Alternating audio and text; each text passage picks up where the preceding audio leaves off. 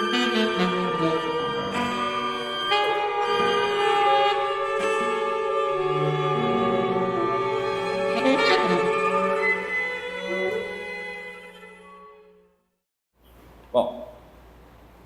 na aula passada, quando finalmente começamos o prefácio, como prometido, e dessa vez cumprido, eu li para vocês aquela classificação, tanto é uma taxonomia. Foucault vai trabalhar muito com as classificações, as taxonomias. É importante para o trabalho de arqueólogo dele estratificar. Uma época tem estratos, mesmo que ela esteja sendo pensada no seu conjunto epocal. Glaucia, no seu conjunto epocal, segundo uma determinada forma das condições de possibilidade de pensar e dizer, por exemplo, a época clássica, que é com que ele mais vai trabalhar, é pivotal, como eles diriam em francês, né? Gira em torno, porque ali houve uma ruptura que instaura o moderno, embora ele chame de época clássica, instaura o moderno, a diferença com o Renascimento e a Idade Média, em torno de Descartes. Depois, na mesma época em que ele publicou, 66, em que ele publicou As Palavras e as Coisas, ele escreveu o livro que ele não publicou, em que a referência é principalmente Nietzsche. Claro, é Descartes, ele continua entre a época clássica, que eu chamo primeiro moderno, né, 17, 18, e o moderno, que eu chamo segundo moderno, que continua tratando de sujeito e tal. Mas é outra história, que é o século XIX, mas aí a grande investida é como é que se pensa depois de Nietzsche. Então, no fundo ele está dizendo aí, a época clássica terminou no moderno da história, século XIX, mas terminou de tal forma que quem finalizou esse término foi Nietzsche, no final do século XIX. E agora, para nós, no século XX, ele morreu em 84, para nós, no século XX, trata-se de aprender a pensar depois de Nietzsche. Nesse livro, As Palavras e as Coisas, essa presença de relé, né, em torno do qual, pivô, em torno do qual o pensamento gira, ainda não é forte. Porque o que ele está procurando aqui é aquilo que a época clássica, 17, 18, produziu e que a distinguiu do período anterior. Em parte pode ser o Renascimento, que não dá nome. Em parte, e me parece mais até isso, a Idade Média. Idade Média e Renascimento meio embolados, né? E a diferença é que um outro regime de ordem, que é ordem há sempre, na aula passada, ordem há sempre. Mas essa ordem não é intrínseca ao mundo, como seria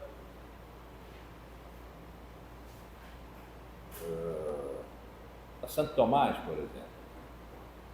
Porque se todas as coisas são criadas, inclusive nós, mas de maneira nenhuma exclusive todo o resto, né? Então tem de haver uma ordem no mundo, uma ordem entre todas as coisas, às quais nós possamos nos tornar convenientes e convergentes. Conveniente, convenir é vir junto. Então, nós vimos junto, presente, verbo vir, né? Não é passado o verbo ver. Nós vimos junto com todas as coisas, segundo uma ordem que é a da criação. E por isso é que podemos nos adequar a todas as coisas e elas a nós, e essa é a experiência, supostamente, a experiência medieval de verdade que nós vimos com Heidegger no semestre passado, no ano passado, e já tem uma origem aristotélica. Quando Aristóteles disse no seu livro sobre a interpretação, né, que a coisa precede, claro, ele está numa tensão com Platão. Para Platão, as coisas, todas as coisas sensíveis, são desordenadas, elas se ordenam na medida em que participam das ideias, das formas puras, da forma pura de microfone, que não é um microfone, né? Mas que ordena todos os microfones do universo habitado. Onde houver microfone, a ideia, a microfone está regendo uma ordem, mas essa ordem não é a do mundo. Por isso é que Aristóteles disse que Platão fez, se Aristóteles disse, deve ter sido, mas não está nos diálogos, deveria estar no ensino na academia. Que Platão fez uma distinção entre o mundo das ideias, que esse sim é verdadeiro, e o mundo sensível, o mundo das coisas, que esse tende ao simulacro, palavra que Platão usou, tende ao simulacro, quer dizer, ao maior afastamento das ideias e, portanto, ao erro. Na verdade, aí é uma questão complicada para Platão, porque é preciso chegar muito perto das ideias, o mais que seja possível, enquanto o corpo impede a alma de se lembrar das ideias que ela contemplou antes de vir servir a esse corpo. Na verdade, só a morte liberta a alma para a recontemplação das ideias. Então, é complicado isso. Para Aristóteles não é assim. Forma e matéria estão unidas nas substâncias. Substância é aquilo que é, aquilo que se sustenta, substância, aquilo que se sustenta em si mesmo, que é independente de nós, né? É consistente consigo mesmo, é insistente em ser e é subsistente a nós. É nesse sentido que ele diz, a coisa precede. Nós vamos atrás, interpretando, e aí, aquilo que eu já disse na aula passada, o discurso, a correção. Mas a dimensão da desordem ainda está presente aí. Herdada dos sofistas que ele combateu depois de Platão, que combateu depois de Sócrates. Sócrates é que combateu, bateu e apanhou. Sócrates foi o contemporâneo dos sofistas, século V. Sócrates morreu no primeiro ano do século IV, em que a filosofia foi formalmente, escolarmente fundada por Platão e Aristóteles. Mas Platão e Aristóteles liquidaram a fatura dos sofistas. Mas o que os sofistas fizeram? Disseram que tudo que não somos nós somos o Logos, que é razão e linguagem. Tudo que não é homem, e homem é a medida de todas as coisas, exatamente porque tudo que não é homem é medido por nós, que somos Logos. E tudo que não é homem não é Logos, é physis, e a physis é desordem, é caos. Não tem nenhum princípio de inteligibilidade, logo não há verdade. Se há, nós não podemos tomar conhecimento dela e, portanto, não podemos comunicar. E o que fazemos são discursos de convencimento, e que vencem melhor. Nas assembleias, nos tribunais, é aí que a retórica, a oratória dos sofistas se manifesta. Então, há um fundo aí que os pré-socráticos nunca admitiram, nem era para admitir, que era inimaginável os pré-socráticos. Logos e physis eram um conjunto inseparável, como as duas páginas dessa folha. Essa folha não existiria se não tivesse uma página e outra. Uma página e outra são diferentes. Aqui tem dois, em um. A unidade da folha é que é o importante, porque uma página não pode ser tirada da outra página. Uma página não é a outra, mas também não pode ser separada dela, por causa da unidade da folha, que esse um exige dois. Então, para eles, a oposição, contradição, exclusão, não é que eles não tivessem tido a pertinácia de pensar nessa questão de identidade, diferença e tal. Não era uma questão. A questão era ser. Ser em todas as coisas e não haver nada que não seja. Essa era a questão. Daí derivava a experiência deles de verdade. Se mostra, se esconde, é logos, é physis, é expansão, é recolhimento. Né? Os sofistas estragaram isso e instauraram a desordem como uma espécie de primeira. A desordem é a primeira. Por isso nós nos afastamos dela e fizemos um muro entre nós e a natureza que durou até agora. Possivelmente ainda está durando, pela maneira como nós tratamos o planeta nesse momento antropocênico nosso. De modo que a desordem do sensível em Platão é maior do que em Aristóteles, mas mesmo em Aristóteles ela está herdada, só que não da maneira ainda tendencialmente excludente de Platão. Eu discordo de que Platão tenha excluído as coisas sensíveis. Ele as incluiu e redimiu e salvou quando as fez participar das ideias, das ideias, ideia, não ideia, ideia, forma.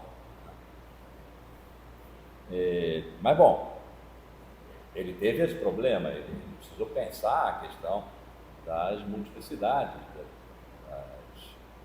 Quando ele disse: de tudo aquilo que tem a possibilidade de existir, ainda que uma única vez, deve-se dizer que é. O que ele está dizendo aí? Podia ser até, a gente pode pensar assim, ele estava definindo o ser pela possibilidade de existência. É bonito.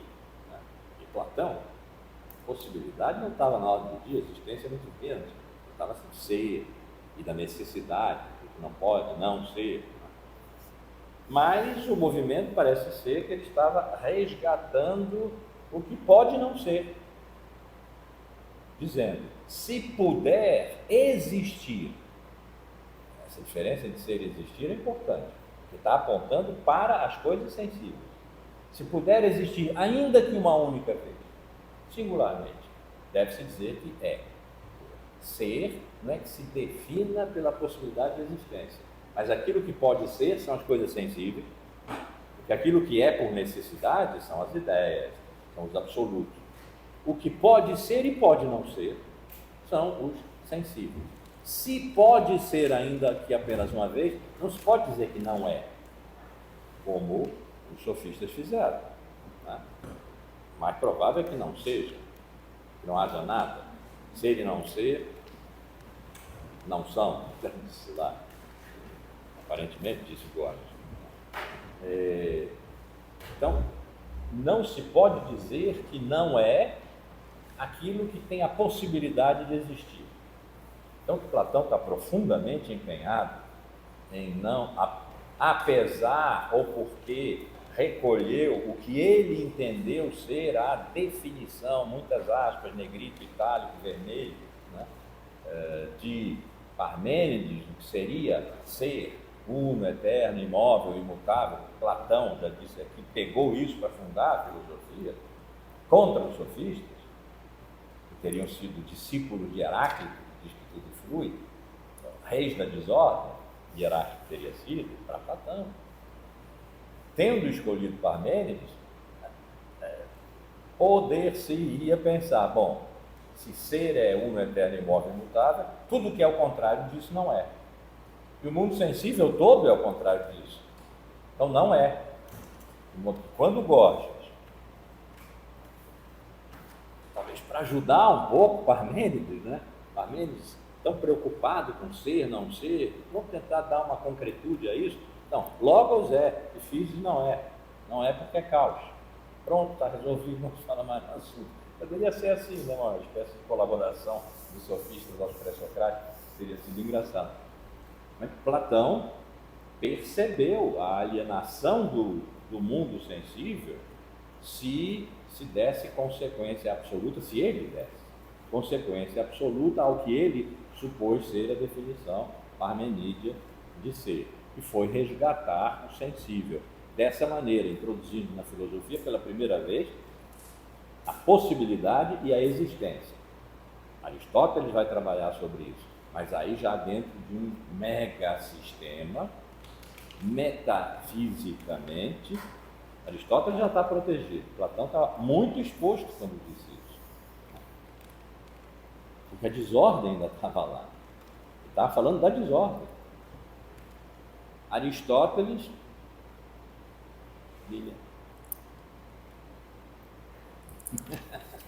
a desordem ainda está lá, mas ele diz a coisa precede.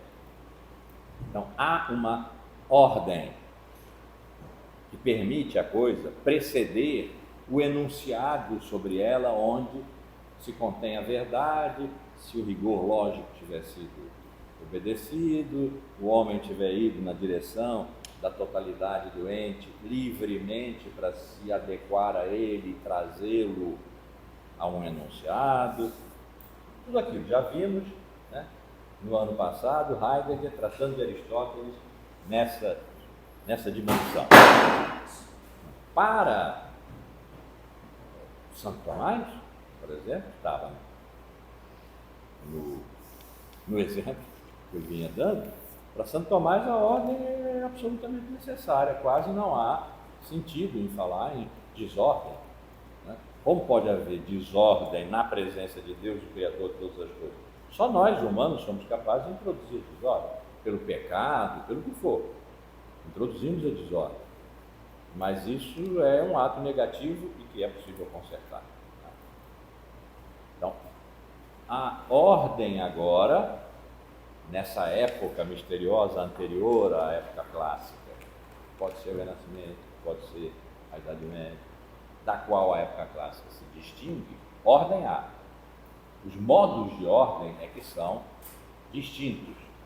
E a distinção entre os modos de ordem é que é determinada pelas condições de possibilidade de pensar e ser que caracterizam a época em questão, aquela que se quer analisar, aquela da qual se quer fazer uma arqueologia, descrevê-la nos seus estratos, nas suas hierarquias internas, não absolutas, né?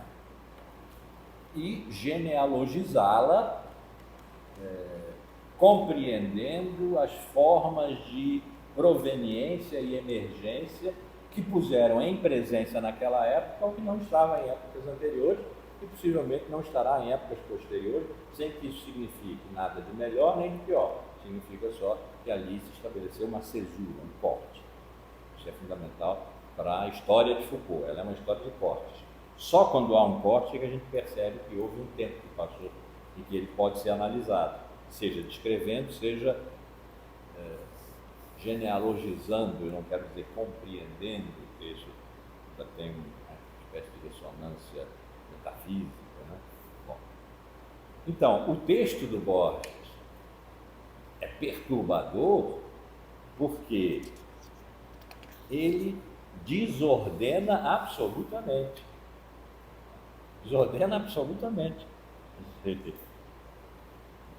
Animais.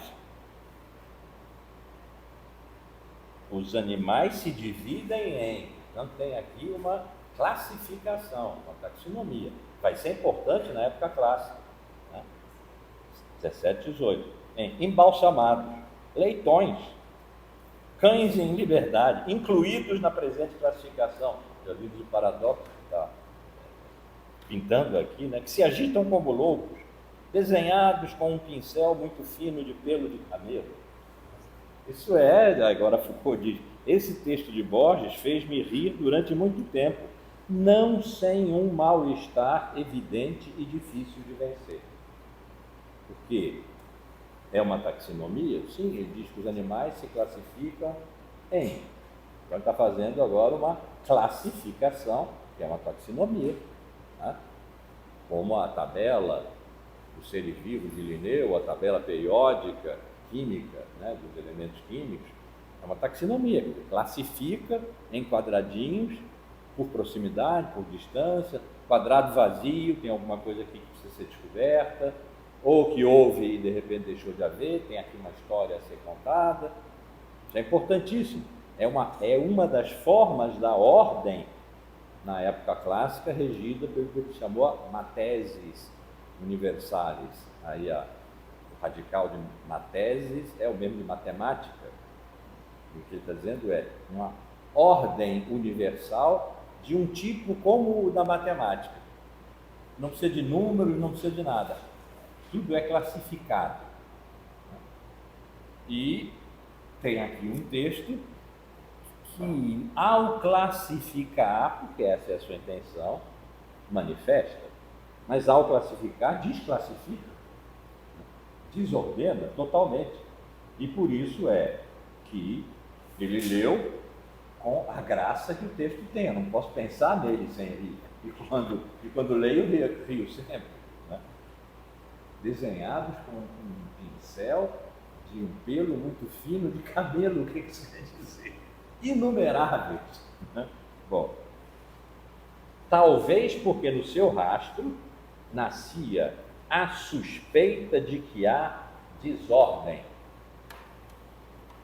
Isso é um sofrimento para o pensamento. Eu posso dizer, para o pensamento pós-aristotélico, pós-aristotélico todo. Mas, sobretudo, o pensamento da época clássica, o pensamento que Descartes encarna. Descartes, que era geômetra e astrônomo, né? E que é todo um pensamento da ordem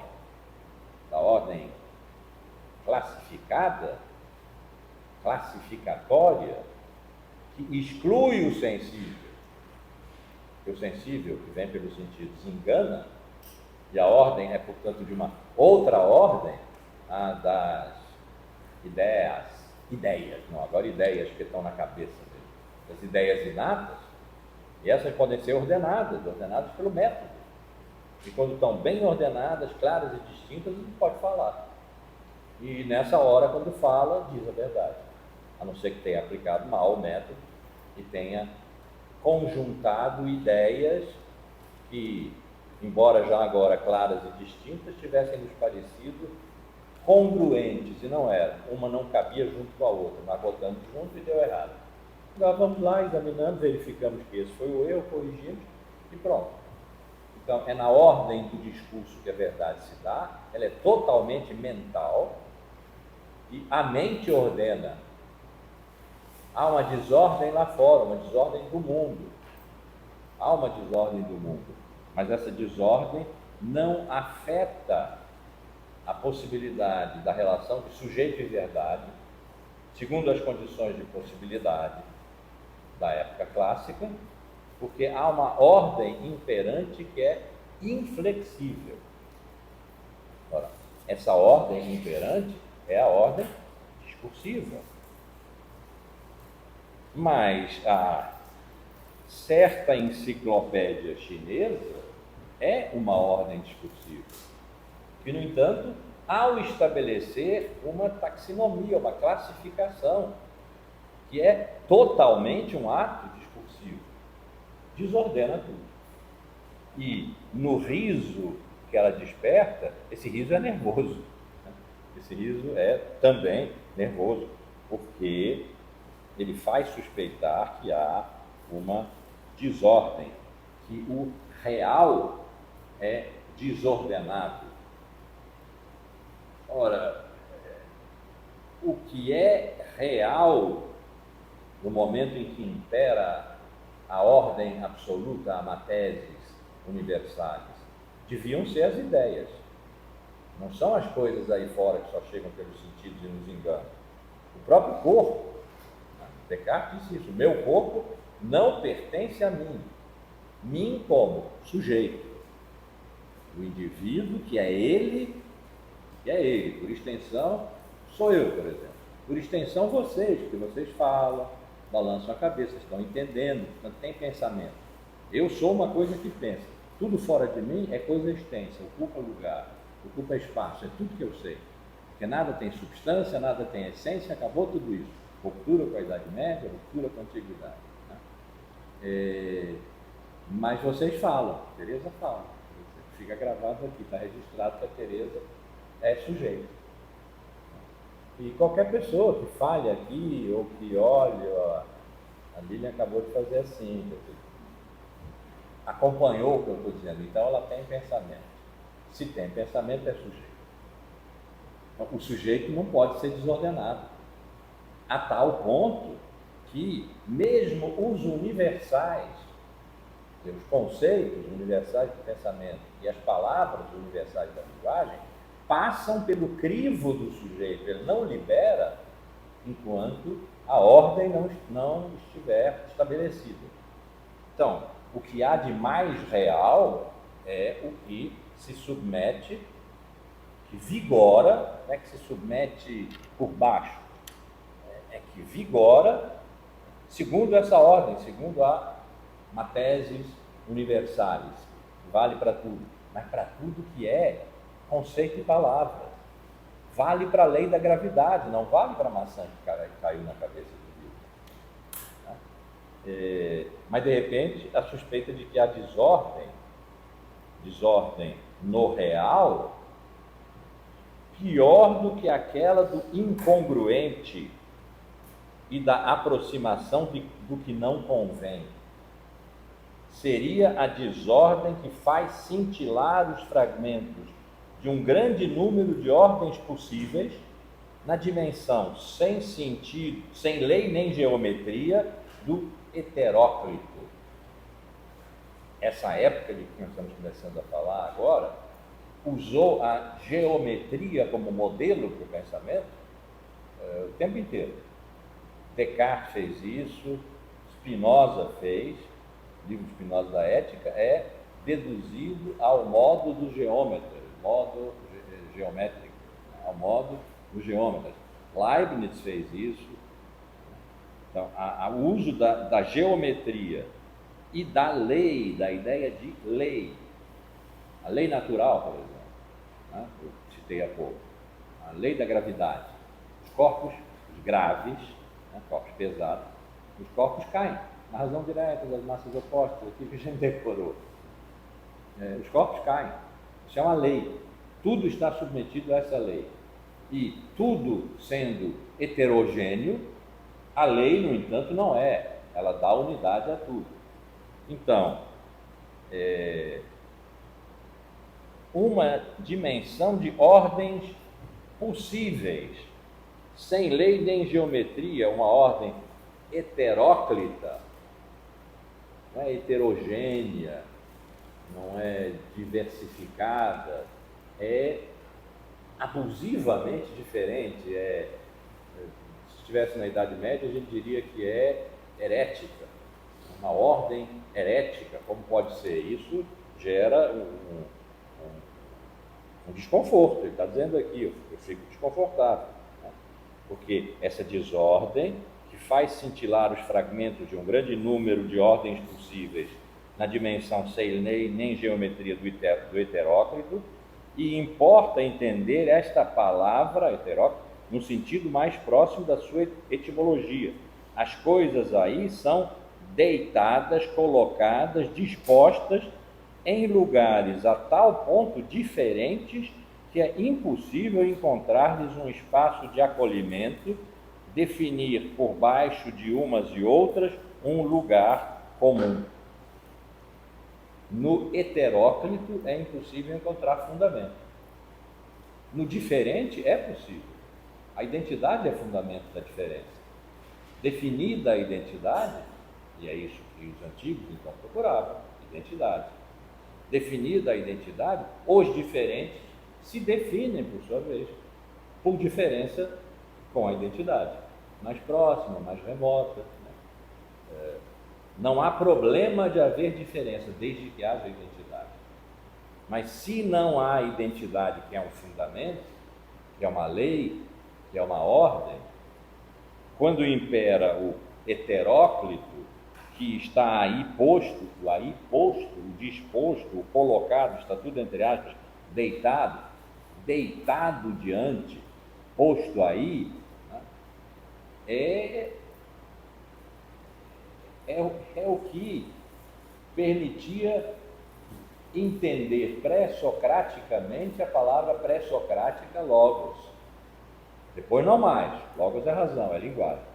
Mas logos foi, isso quer dizer, depois de redescobertos, repristinados, como se diz em direito, voltar à luz, né, no século XIX, por fragmentos, inseguros, esses grandes pensadores anteriores à fundação da filosofia de escola, os estudos, sobretudo Heidegger, aí, na ponta, muitos corpos de vantagem. Logos, que vem do verbo legen, em alemão, Heidegger dizia que Caetano Veloso disse: se você tiver uma ideia incrível, melhor compor uma canção. Está provado que só é possível filosofar em alemão. E Heidegger dizia que das línguas, que não sendo o grego, a única língua capaz de pensar ontologicamente é o alemão. E é realmente impressionante como a composição das palavras em alemão é uma descrição das coisas. Quase que não há arbítrio. É claro, o arbítrio está em que nós damos aqueles nomes às coisas, mas é quase uma descrição das coisas. É uma língua em que, de fato, o pensamento tem uma outra natureza, diferente das línguas do inglês ou das línguas latinas.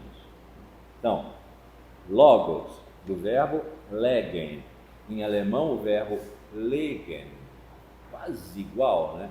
Legen é deitar, sich hinlegen é deitar-se para dormir, por exemplo. Legen alguma coisa sobre a mesa é deitar a coisa, é pousar a coisa sobre a mesa. Então, as palavras que ele está usando aqui para qualificar no seu sentido originário, no seu sentido etimológico, a palavra heteróclito e o motivo pelo qual essa palavra o desconforta, é que as coisas aí são, aspas, deitadas, aspas, colocadas, aspas, dispostas em lugares a tal ponto diferentes que é impossível encontrar-lhes um espaço de acolhimento, definir por baixo de umas e outras, por baixo é o quê? Fundamento. Por baixo de umas e outras um lugar comum, é fundamento. Uma taxonomia, uma classificação, uma ordem por classificação, que é o que a Idade Clássica faz, é a experiência de não haver mais fundamento, porque isso foi deixado para trás. Já o Renascimento fez esse trabalho quando saiu da Idade Média, e que fundamento era Deus. De não haver mais fundamento, Nietzsche liquidou isso, essa fatura lá no final do século XIX. Né? Não há fundamento, e esse é o sentido de dizer Deus está morto. Não há fundamento. As coisas se dão ao acaso da sua ocorrência. Né? Bonito isso. Por isso, pensar depois de Nietzsche, como Foucault nos convida, exige fazer no Discurso Filosofia, esse livro, contemporâneo das palavras das coisas que ele não publicou, na época clássica, aquela noção antiga, grega, tardo-antiga, patrística, cristã, a primeira versão do cristianismo, medieval, a segunda versão do cristianismo, aristotélica, porque Aristóteles não estava aí, entrou, aquele fundamento como um absoluto invariante, desapareceu. O trabalho dos filósofos, sobretudo Descartes também, mas os seus rivais ingleses, Locke, Berkeley, Hume, foi o de demonstrar que no entendimento, que aí é que está o sujeito, não há nem substância nem essência das coisas aí fora. Portanto, não há fundamento. Isso seria uma catástrofe, e pós-nietzscheanamente poderia ter sido uma catástrofe, mas nós estamos no século XVII, Nietzsche ainda não é nem um vago projeto na mente de Deus, né?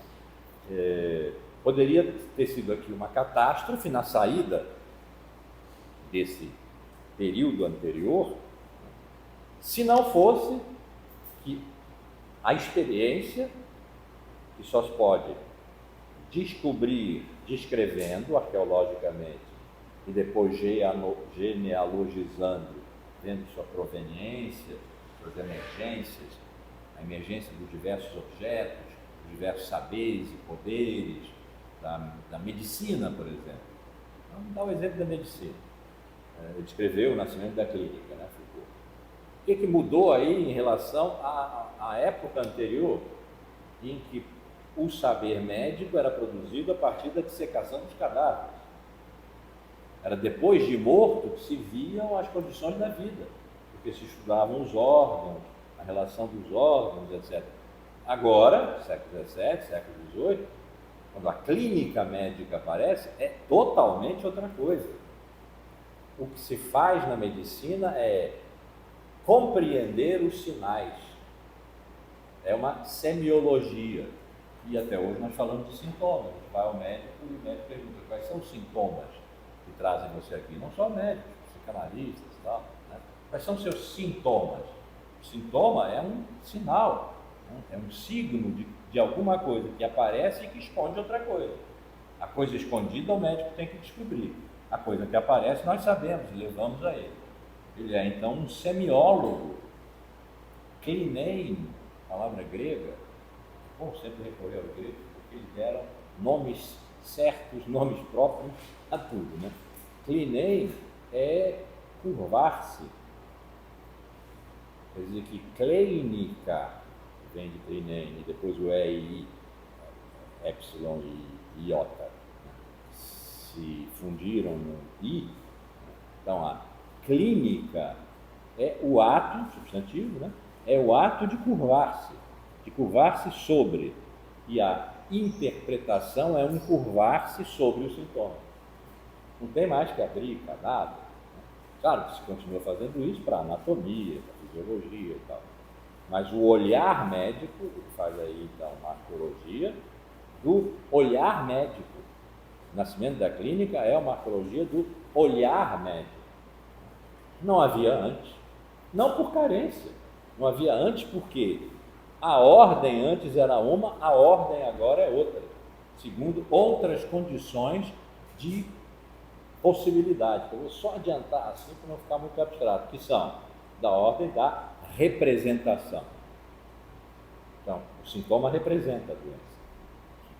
E, ao ler o sintoma, o médico está representando para si o sintoma como representação da doença. Reduplicação da representação. Agora esqueçam isso, porque isso vai estar lá no fim do livro. Mas é só para não ficar no abstrato, muito abstrato, né? Então, dispor diante, por aí,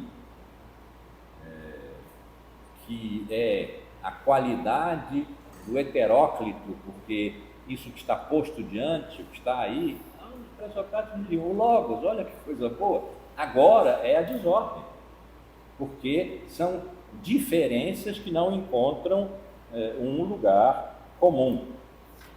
Ele diz: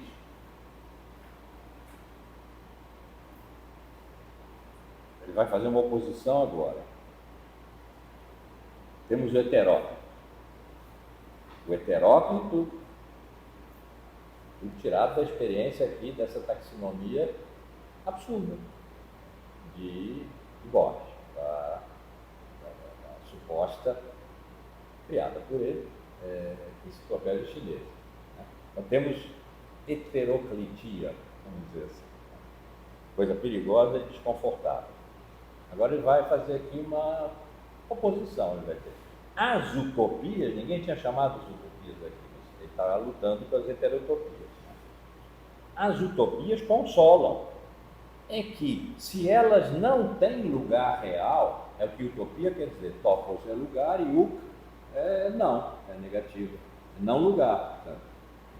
Uma utopia é um não lugar. A utopia, primeiro a usar a palavra de maneira teórica, foi Thomas More, e o seu livro se chama Utopia, e a utopia era uma ilha que não existe em lugar nenhum, onde tudo era perfeito. Hoje nós usamos muito utopia para o futuro. E contra as utopias estão hoje, aqui agora, as distopias. Eu não estava falando de distopias, mas vamos ver o que ele vai falar. As utopias partilham um aspecto desconfortável com as heterotopias, é que elas não têm lugar real. No entanto, desabrocham num espaço maravilhoso e liso. Abrem cidades com vastas avenidas, jardins bem plantados, regiões fáceis, ainda que o acesso a elas seja quimérico. Mas não tem importância, elas têm ordem. As heterotopias inquietam, sem dúvida, porque solapam secretamente a linguagem. Nós não podemos falar do que é heteróclito, do que é o contrário de utópico, né? Utópico já sendo que não tem lugar, mas que aí no não ter lugar não admitem ordem. E o que não admite ordem solapa a linguagem. Por quê? Porque a linguagem é que vai ser o lugar da ordem. Aqui, na época clássica, é a linguagem, é a matesis, são as palavras encadeadas que fazem sentido. A linguagem é que vai ser o lugar da ordem, da suprema ordem. A ordem dessa época é linguageira, é a ordem do discurso, né?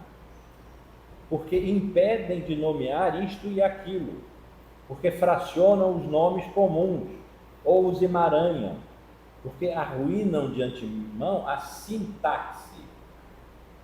Sintaxe ele pôs aqui entre aspas, mas o que é a sintaxe? Esse taxe é o mesmo radical de taxonomia, organização. E sim, como em sinfonia, sincretismo, sinergia, junto ao mesmo tempo. Então, a sintaxe é o que põe todos os diferentes, as palavras diferentes, sinônimas e antônimas, as ordens diferentes de organização das frases, juntas, segundo uma ordem, que é a gramática, segundo uma lei, que é gramatical. Então, as heterotopias arruinam de antemão, claro que não tem fundamento, não podem ser experimentadas e depois se vê o que é que decorre delas. De antemão a sintaxe, e não somente aquela que constrói as frases, aquela menos manifesta que autoriza manter juntos sim, né? Sim, sinfonia e tal, e manter, quer dizer, pôr na mesma ordem, conjugar, manter juntos, ao lado e em frente umas das outras, as palavras e as coisas. Sem sintaxe, que é linguagem, que é a ordem da linguagem, a estrutura, ele é um estruturalista nesse momento ainda mais ou menos extremamente herético em relação ao estruturalismo, que ele vai inteiramente deixar de ser no tempo das genealogias.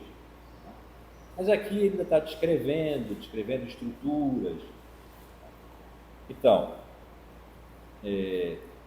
a ordem da linguagem, a taxonomia gramatical sintática, aquilo que permite manter juntos diferentes. Isso significa que tem fundamento, esse fundamento é lei. Esse fundamento não é alguma coisa que vigore fora das coisas que ele fundamenta, como era Deus para todas as coisas, por exemplo. Esse fundamento é lei. Essa lei é sintaxe, essa lei é linguagem, é ordem. É ordem. Então, manter junto, o que mantém junto os diferentes? O que é a identidade dos diferentes? É a sintaxe, é a gramática, é a linguagem. E quais são os diferentes? As palavras e as coisas. Vou adiantar aqui. É possível representar, e ele vai determinar aqui, a ordem discursiva da época clássica é a representação. Né? É possível representar significando aqui manter juntos. pela ordem, pela matéria universalis, pela sintaxe, pela gramática, né? Pela geometria, manter juntos as palavras e as coisas. As coisas não são palavras. As palavras são coisas que não são palavras, né? Porque elas funcionam como coisas, à medida em que se podem trocar por coisas, mas elas têm uma potência que as coisas não têm. São as palavras que representam. As representam coisas, e nesse sentido são coisas representando outras coisas, como moedas representam todas as coisas, né? São intermediários gerais das trocas, como a gente diz, porque sem serem as coisas trocadas, são o que permite trocar todas as coisas. Vimos esse exemplo lá no Heidegger. Então, as palavras são coisas, porque podem ser trocadas por coisas, né? Mas são coisas que não são coisas, porque elas têm a potência de representar que as coisas não têm. Mas elas se mantêm juntas, e se mantêm juntas pela sintaxe. Quando nós formos ver, nós não vamos ver, porque vamos pular esse capítulo, que se chama Falar, mas eu vou adiantar aqui um pouquinho, estou dizendo adiantar porque vocês vão ler. Não vamos falar aqui, mas vocês vão ler. Como é que se trata da linguagem na Idade Clássica? O que foi chamado a gramática geral, da qual na qual diferenciou-se por ruptura, na época moderna, no século XIX, a filologia e a gramática histórica. Filologia e gramática histórica, o que tem de diferente, radicalmente, a ponto de precisar ter havido uma ruptura aí para essa diferença se fazer, em relação à gramática geral de que eu vou falar agora, é que a filologia é histórica e a gramática histórica é histórica. Ali está se falando da história das palavras na filologia e da história das línguas na gramática histórica.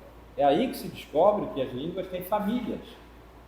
Existe uma família indo-europeia, que o latim e o grego pertencem a essa família, e que a relação entre essas duas línguas é tal que faz supor que existiu uma língua mais simples e anterior, pura história, mais simples e anterior a essas duas, que desapareceu.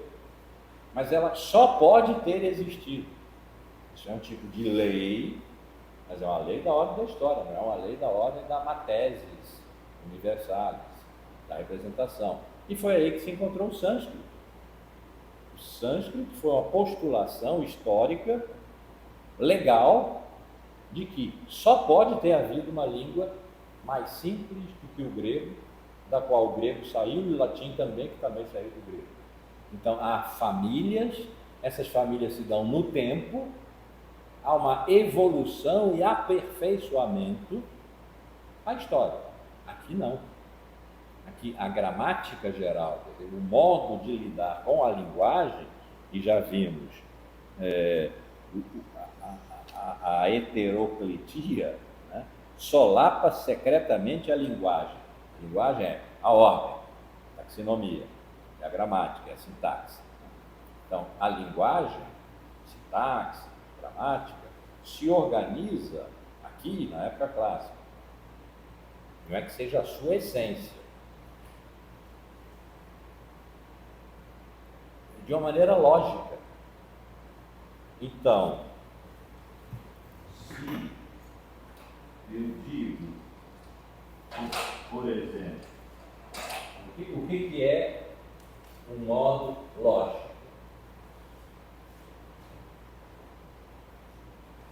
Sujeito,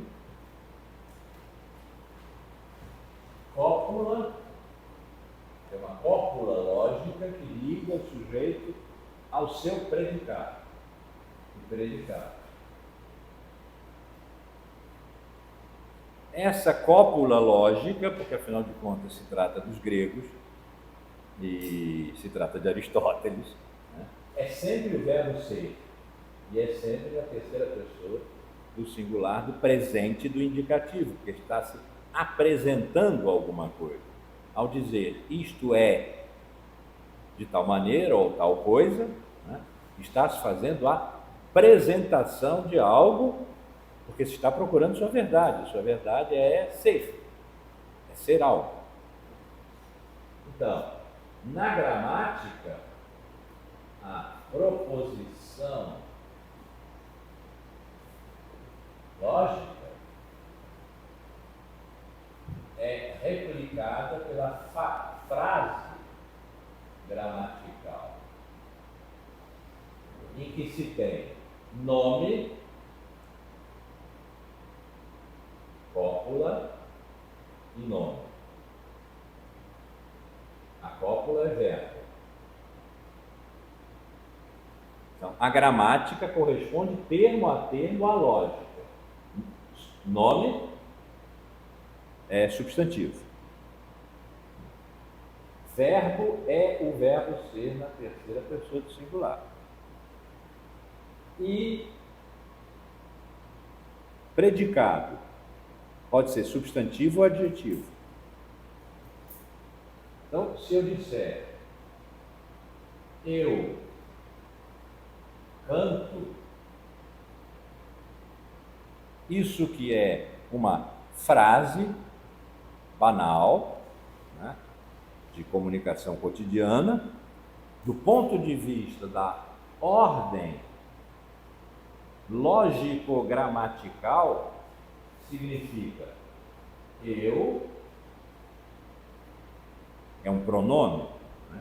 O pronome é o que está no lugar do nome, é nome, é substantivo. Podia botar aqui Márcio.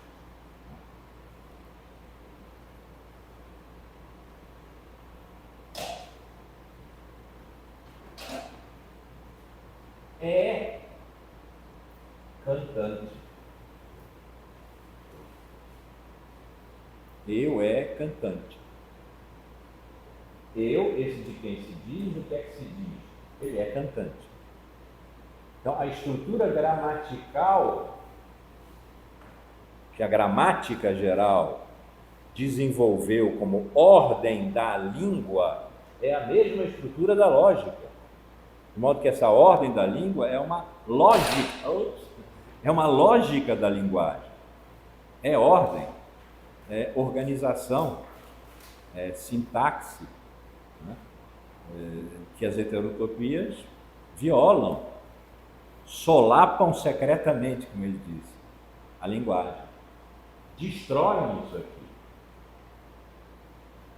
Depois nós vamos ver, em algum momento eu vou falar, porque usar a gramática é um exemplo que eu gosto, porque está tratando da linguagem, né? Nós vamos falar de representar, e representar tem bastante coisa a ver com falar. Eu vou apresentar aqui o momento em que Foucault vê o que ele ainda, mais na arqueologia do saber, chama de pontos de difração, ou pontos de quebra, em que aquela época, essa regida por essa tranquila homologia entre lógica e entre a proposição lógica e a frase gramatical, entre lógica e gramática, como princípio de ordem, quebra. Porque se em vez de eu dizer eu canto, eu disser eu cantei, então eu é cantante, não resolve a diferença entre canto e cantei. É preciso acrescentar alguma coisa. E aí vem os complementos. E isso significa eu é cantante ontem, por exemplo. Ou, se eu cantei muito bem, eu cantei belamente. Isso não é nem sujeito, nem predicado. A rigor não é nem nome, não é nem nome, nem verbo. Tá, botei o verbo aqui. Nem nome, nem verbo. E aí houve uma grande discussão sobre se esses complementos teriam sido verbos de modo, não de ação, que decaíram da sua função de verbo e se tornaram então complementos, apêndices das frases, que essas são sim estruturalmente lógicas, ou se originalmente foram nomes que decaíram da sua função de dar nome às coisas e de qualificá-las, substantivo e adjetivo, basicamente, né, para se tornarem os verbos, então, perderam essa qualidade de nomes para se tornarem verbos de modo, de qualidade, etc., que não são mais nomes. Ora, a pergunta sobre a natureza gramatical dos complementos é uma pergunta que pertence à época clássica. A resposta foram verbos, foram nomes ou foram verbos que decaíram, já não pertence à época clássica. Pertence à época moderna, porque a resposta é histórica. Eles têm passado, os complementos têm passado.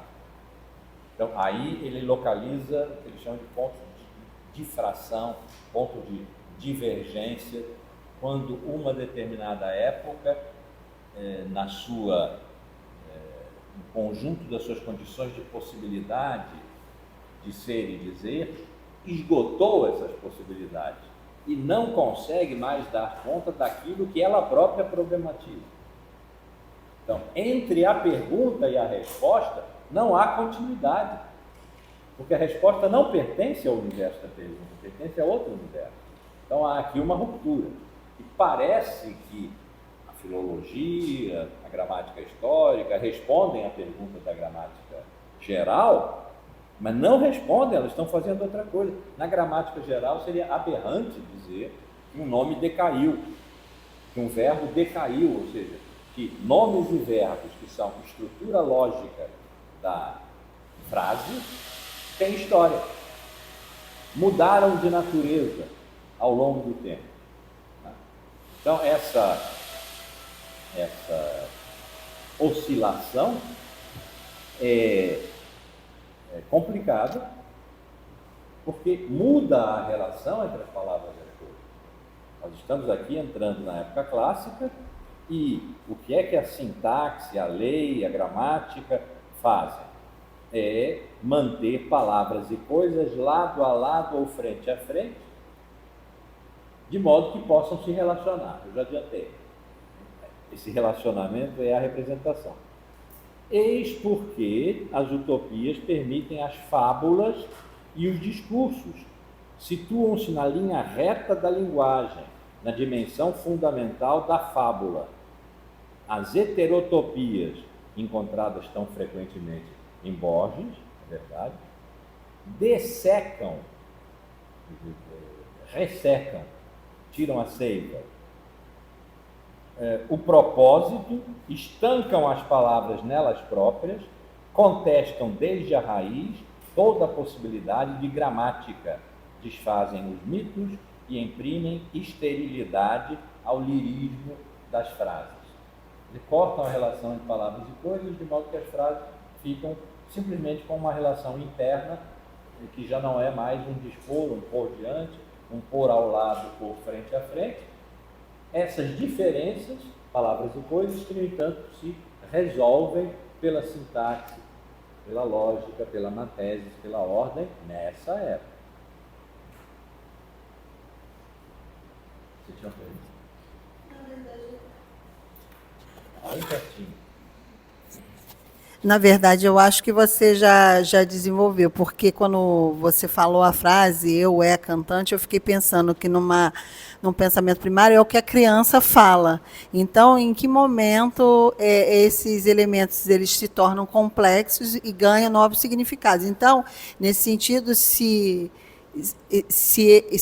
a semiótica, o sentido, ele não é deliberado e assim conduzido pela própria humanidade, mas aí depois você já desenvolveu o pensamento dizendo que sim, né? Eu até notei aqui, a evolução estruturante / relacional da sociedade muda a relação entre as palavras e as coisas, mais ou menos compilando o que você falou. Então, já tinha respondido. E aí, por exemplo, a questão é de mudança da relação entre palavras e as coisas quando mudam as condições de possibilidade. Quando mudam as condições de possibilidade daqui da ordem da representação para uma outra ordem, inventou-se, por exemplo, que as crianças aprendam a linguagem através das coisas. Mostrando-se as coisas, elas aprendem a linguagem. E não beabá, bebê, Ivo viu a uva, vovó viu, né? Não de dentro das frases, que são ordem, mas numa relação com coisas que aí já não são mais representação. As coisas estão ensinando. É outra ordem. Isso. O microfone pulou. E só mais uma consideração, aí nesse sentido, como é sempre interessante pensar, como essas palavras, elas, quando têm outros significados para determinadas sociedades, grupos. Então, por exemplo, quando em italiano, árvore, albero, é um ente, né, masculino, é algo forte, né, protetor, e em português, por exemplo, é algo feminino, a árvore já tem a figura da mãe, acolhedora, da sombra, né, da proteção. Então, como essas variantes denotam também, né, poderiam denotar também a característica de cada povo, né, nessa construção. Enfim, aí você vai falar... Bom, um outro sobre, às vezes, as diferenças serem marcadas pelo gênero das palavras. O exemplo que ela deu foi árvore em italiano e árvore em português, num caso masculino, no outro caso feminino. Desenvolveu a ideia do materno e do paterno, né, do paterno e do materno. A força e a proteção da sombra. Aí em alemão, por exemplo, o sol é feminino e a lua é masculina. E a gente podia dizer, vamos brincando um pouco com as palavras, o que o sol faz? Dá vida. Quando o sol vem, o mundo aparece. E quando o sol sai, o que a lua faz é esconder. Né? A lua, que em alemão é masculina, esconde significa subtrai o sentido. E, de certa forma, numa estrutura edipiana, o que o pai faz é subtrair o sentido da continuidade entre mãe e filho. Tem todo um sentido. Quando de repente a lei entra e corta, os sentidos todos se barafundam, porque agora eles são da ordem de um recalque. Né? Bom, isso aí é a gente brincando com as palavras. Mas, por exemplo, na língua inglesa foi suprimida esse posicionamento. E é uma das maiores dificuldades do falante da língua inglesa ao aprender uma língua que tem gênero, é a questão do gênero. O que ele vai usar, ser feminino ou masculino, eles não têm muito essa noção, né? É outra ordem. É outra ordem. Na língua inglesa não tem gênero, tudo usa isso. Nas coisas. Sim. Tem nas... Assim, he, she, it, claro, existe. Vocês sabem que agora na luta identitária e tal, tudo no feminismo, tem pessoas que, isso é sério, não é uma tolice, não é uma bobagem, que evitam de dizer history por causa do his, dizem her story. É uma luta isso, né? Claro, isso é uma luta. Eles não acham que history agora se chama her story, mas é uma luta que se trava no nível da linguagem, que é o nível da ordem. Né? Uma ordem que é imposta como marcha em relação ao que há de mais importante, ou houve de mais importante na nossa época, desde o século XIX, que é a história. E que é muito difícil reproduzir na nossa língua. Então, aparece presidenta e coisas do gênero. Tem uma deputada em quem eu votei já uma vez, e acho que eu vou votar de novo, porque ela não tem um mandato, tem uma mandata. Aí eu achei demais. como pessoa que vive da língua, né? Eu falo e escrevo a minha vida toda, eu achei que mandata era demais. Presidenta dá para incorporar, porque embora seja participe presente, do verbo presidir, todo participe presente que vira substantivo é comum de dois, mas presidenta está dicionarizado, eu aceitei, mas mandata não deu. Mas, por exemplo, quando você, antigamente, o masculino representava o todo. Hoje em dia, as suas mensagens para nós são sempre queridas e queridos, com o feminino que inverte a ordem. O feminino em primeiro lugar. E ainda tem uma concordância, eu vou botar no feminino. E ainda tem o queridas, o querido com o arroba, com o X. O queridas também eu não consegui incorporar. E o com X não incorporei por uma questão de militância no movimento das pessoas com deficiência, porque ele é impronunciável. Então, um cego não vê. Sim, ele não vê. Mas ele não consegue ouvir um som que não existe. Mas é uma distinção que não fazia parte da ordem. Quando Essa distinção era macha. A língua mandava. Hoje em dia manda o ativismo mais, né? Ou manda a realidade, porque Deus seja louvado por isso, mulheres existem. Claro. Bom.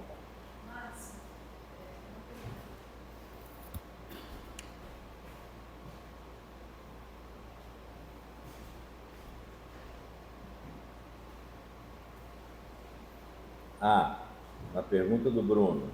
Borges é um poeta heterotópico, portanto, o verso ou a frase dele são pura representação de si mesmos? Ô Bruno, você podia ter me avisado antes que você ia fazer essa pergunta, porque eu me preparava uma semana para ela. Borges era o homem da biblioteca. A biblioteca era o lugar da vida. E que as palavras remetam a palavras, sem que isso signifique um nominalismo. Qual é o sentido das palavras? São outras palavras. Né? E isso é um problema de semiótica, problema de linguística, não é um problema de realidade. Não põe as coisas presentes. Mas é que as palavras inventam coisas. Os contos dele, tudo, né? São invenções de mundos imaginários, muito frequentemente, ou também são coisas extraordinárias, como, por exemplo, aquele Quixote, que é o próprio Quixote, totalmente transcrito, mas que tem outro autor. Né? Então, ele está jogando aí com palavras, ele está na ordem do dicionário, poderia dizer, ele está na ordem da biblioteca, né? Que era da sua vida. A biblioteca do Borges era uma coisa extraordinária, não sei se você já viu fotografias. A do Borges é do Eco, bibliotecas extraordinárias. Mas ele criava coisas com as palavras. E ele não dizia que as coisas criadas pelas palavras eram menos coisas do que as coisas existentes aí fora. A essa altura já não se pode dizer tanto assim. Né? E nesse sentido, ele não deixa de lembrar um argumento e interpretação que Foucault vai usar daqui a pouco, que é o do Quixote. Eu falei do Quixote do Borges, né? Que é o do Quixote. Entre a primeira e a segunda parte do Quixote, vai ser analisado aqui, há uma ruptura epocal. A primeira parte do Quixote remete aos livros de cavalaria, que ele lia e tal. A segunda parte do Quixote remete à primeira parte, que é um livro, mas que é um livro que agora tem que ser vivido pelo segundo Quixote. Né? São dois Quixotes, portanto, num livro só. Tem a primeira parte, a segunda parte, e tem duas épocas ali. Então, eu sei que eu não respondi a sua pergunta. que é excelente, aliás. Então, faça o seguinte, responda. Responda e traga na próxima aula.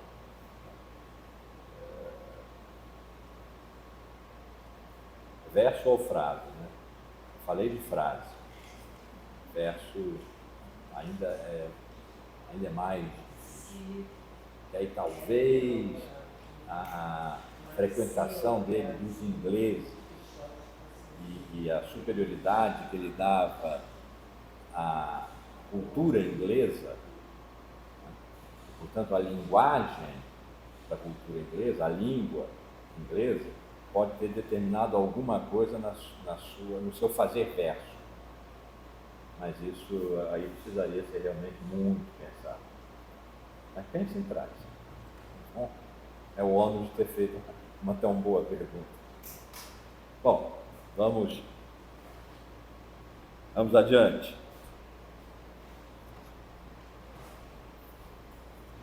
Vamos adiante.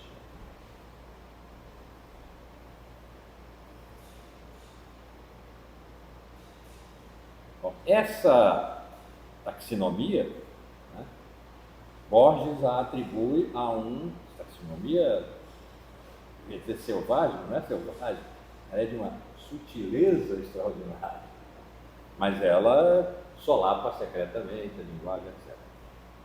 Borges a atribui a uma certa enciclopédia, certa e incerta, portanto, eu não digo qual é, uma certa enciclopédia chinesa. Então diz aqui Foucault. No entanto, o texto de Borges aponta para outra direção.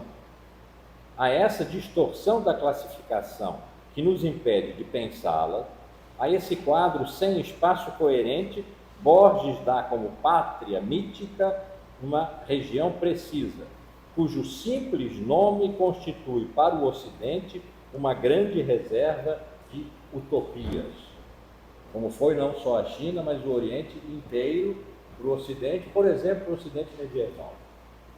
Chamavam-se as Índias, mas eram as Índias próximas e as Índias remotas. Nas Índias próximas estava a Índia mesmo, nas Índias remotas estava a China, Cipango, né, pelo Japão, e a China, onde os portugueses chegaram.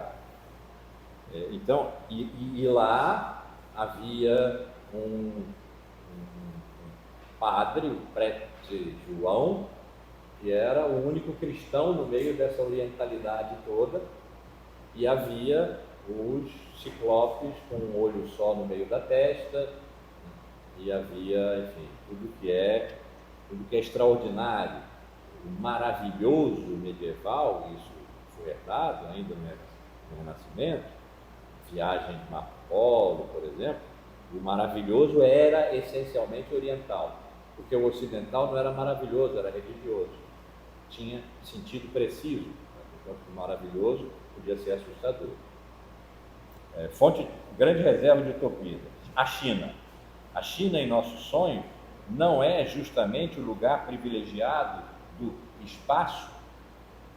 Para nosso sistema imaginário, a cultura chinesa é a mais meticulosa, a mais hierarquizada, a mais surda aos acontecimentos do tempo, a mais vinculada ao puro desenrolar da extensão. Pensamos nela como numa civilização de diques e barragens sob a face eterna do céu. Vemo-la estendida e imobilizada sobre toda a superfície de um continente cercado de muralhas, muralha da China. Sua própria escrita não reproduz em linhas horizontais o vôo fugidio da voz. Ela ergue em colunas a imagem imóvel e ainda reconhecível das próprias coisas. A escrita hieroglífica, não era mais hieróglifo assim, chinesa, é uma estilização da reprodução das coisas. Quer dizer, casa, a palavra casa tem telhado, né?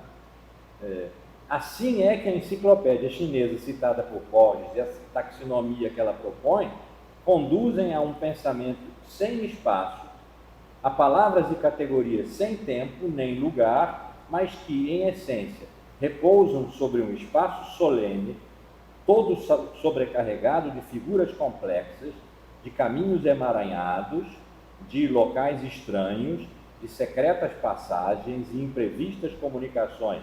Haveria, assim, na outra extremidade da terra que habitamos, uma cultura voltada inteiramente à ordenação da extensão, mas que não distribuiria a proliferação dos seres em nenhum dos espaços onde nos é possível nomear, falar, pensar. Então, não é que essa taxonomia da enciclopédia chinesa seja aberrante. Ela é aberrante para nós porque ela não nos dá nenhuma condição de nomear, falar, pensar, e é isso que significa solapar secretamente a linguagem, porque ela distribui, ela ordena a extensão, mas ela não distribui a proliferação, isso que aparece para nós como heteróclito, né? Heterotópico. Ela distribui de uma tal maneira que essa proliferação dos seres não ocupa nenhum espaço, nenhum quadriculado da ordem que nos é própria, da Matérias Universalis, da sintaxe, da gramática, e por isso para nós é inteiramente estranha. É uma língua que fala como se as coisas fizessem parte dessa língua, ou pelo menos que escreve como se as coisas fizessem parte da escrita, e que a escrita não fosse, portanto, referencial, mas fosse a própria presença da coisa na escrita. E é interessante ver a progressão. Existem restaurantes em que aquele papel, onde também está o cardápio, mas não é só isso, você põe o prato em cima e tal, é o nome.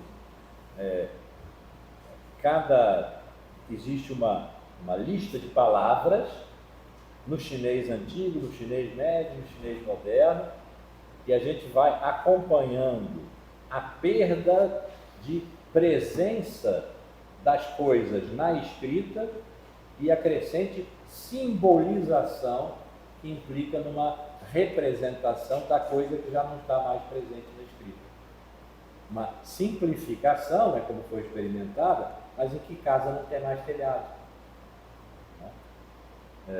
E aí talvez a gente pudesse começar a nomear, pensar, falar nessa língua que tem símbolos como são as nossas letras, fonemas talvez, como são as nossas letras.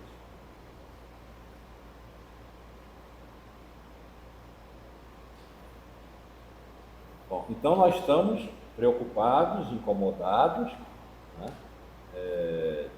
Mitificados por essa que nos parece desordem, porque ela tromba de frente com a ordem que é nossa, a da gramática, da sintaxe, da Matérias Universalis.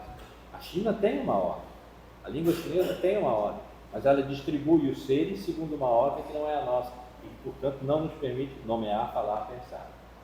Então, a ordem, para nós, que é indispensável para o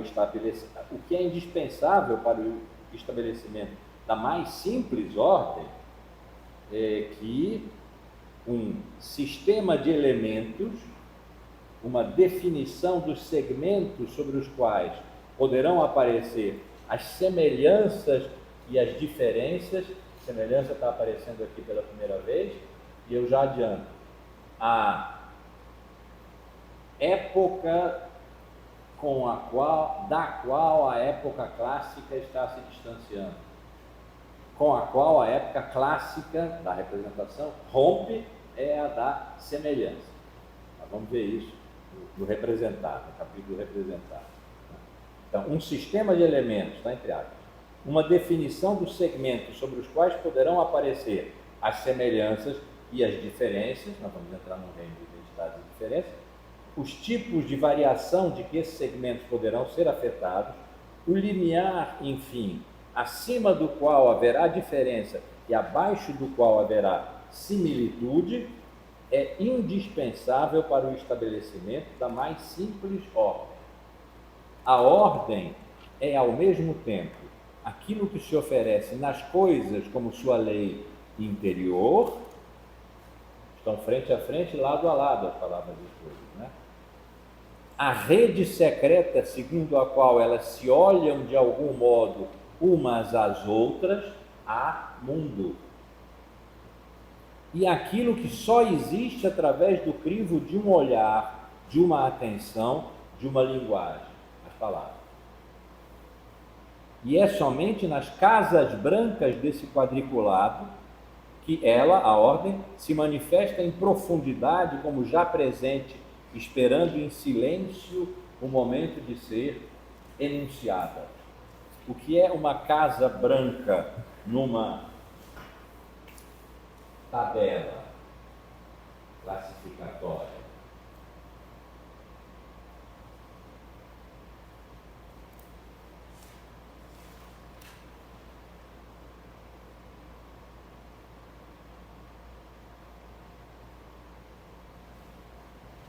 Todas essas casas têm significados. Aqui, estiquei demais. Aqui falta alguma coisa. Aqui que é uma casa branca. Essa casa branca é que move o pensamento, o falar, o dizer e o pensar. Porque é ela que move a necessidade da representação. Dependendo de ela continuar branca, nós não conseguimos a ordem. Dependendo do que entre nela, se estiver, como ele disse há pouco, num limiar acima do qual haja diferença, nós estamos no mundo da ordem da época clássica. Abaixo da qual haja similitude, nós estamos numa ordem que é a anterior, eu vou chamar de Idade Média, há quem diga Renascimento, tá bem. Da Idade Média, porque eu acho que lá a similitude é realmente fundamental. Foi fundamental, claro, Deus criou todas as coisas, elas são semelhantes. Então, aqui há uma interrogação. Aqui é que há inquietação. Na Casa Branca, há inquietação. Ela está à espera, em silêncio, à espera do momento de ser enunciada. Quando ela for enunciada, alguma coisa estará nela, alguma coisa terá advindo, algo virá. E essa é, no fundo, a mais vigorosa relação entre palavras e coisas. Porque se as palavras e as coisas fossem conectadas por similitude, como nós vamos ver daqui a pouco, por semelhança, uma palavra sempre valeria uma coisa. Quando não é por similitude, mas é por diferença, que as palavras e as coisas se relacionam, mas essa diferença é de proximidade das coisas com as coisas, das palavras com as coisas, e é aí que se estabelecem identidades e diferenças. A casa vazia é a que chama as identidades e diferenças a se manifestarem. As outras todas, estou aqui, nesse exemplo é isso que eu vou dizer. Em outro exemplo não será isso. Mas as outras casas todas estão já preenchidas por similitudes. Elas todas podem ser conectadas por semelhança. Elas são todas semelhantes entre si. Uma não é. Essa está vazia. Essa casa precisa ser preenchida por uma representação. E uma representação tanto aproxima quanto dissocia palavras e coisas. Elas estão lado a lado, frente a frente, mas elas não são semelhantes a ponto de uma poder ser trocada pela outra. A velha questão de realismo e nominalismo, o que é que vale uma palavra, está aqui, sempre está, sempre se fala de linguagem, sempre está.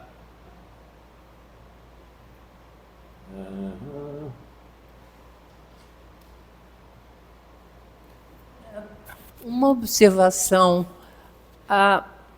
Esse é um problema fundamental da tradução. Sim. Borges era tradutor. Sim, e é São os espaços vazios do indizível. Quando você transpõe de uma língua para outra, tem certos espaços vazios que você não tem a correspondência ou a similitude. E como, por exemplo, agir num caso desses? Você vai buscar a literalidade ou você vai buscar a compreensão? A questão que a Teresa está formulando é que esse vazio aparece também nas traduções. Há palavras que se deixam traduzir com facilidade. E há palavras que têm uma qualidade de intraduzíveis. Por exemplo, as palavras gregas da filosofia, como a palavra ousia,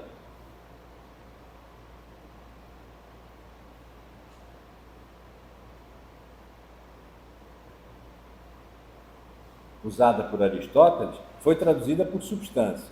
Substância é uma interpretação, não é má. Porque ousia, para ele, é o ser. Substância significa aquilo que se sustenta por baixo de si mesmo. Né? Não é, é uma interpretação. Nunca nós soubemos o que é ousia. Essa palavra se perdeu. O que se faz então? Pergunta ela. Vai-se na literalidade, que seria impossível, ou interpreta-se.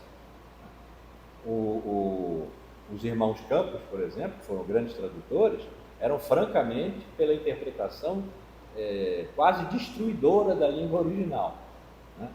Uma outra língua, que inclusive não é o português, é a língua do poema, Ulisses, por exemplo. Difícil de ler.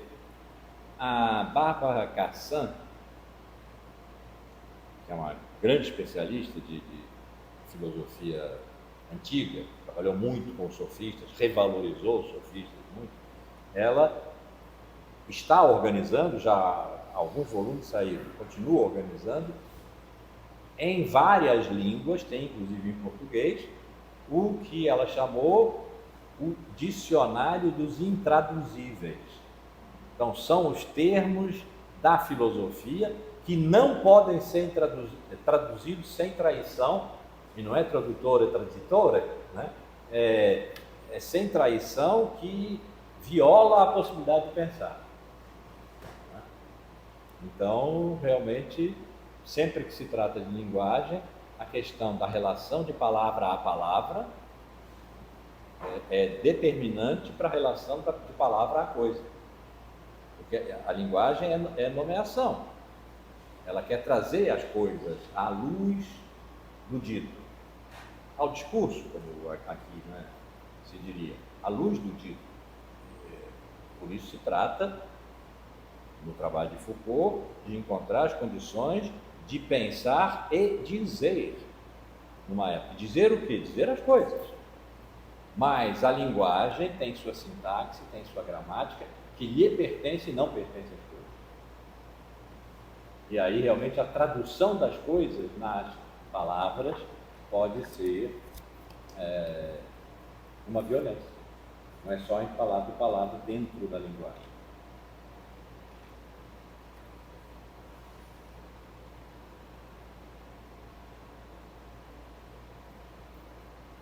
Então, os códigos fundamentais de uma cultura, aqueles que regem sua linguagem, seus esquemas perceptivos, suas trocas, suas técnicas, seus valores, a hierarquia de suas práticas, fixam logo de entrada para cada homem as ordens empíricas com as quais terá de lidar e nas quais se há de encontrar.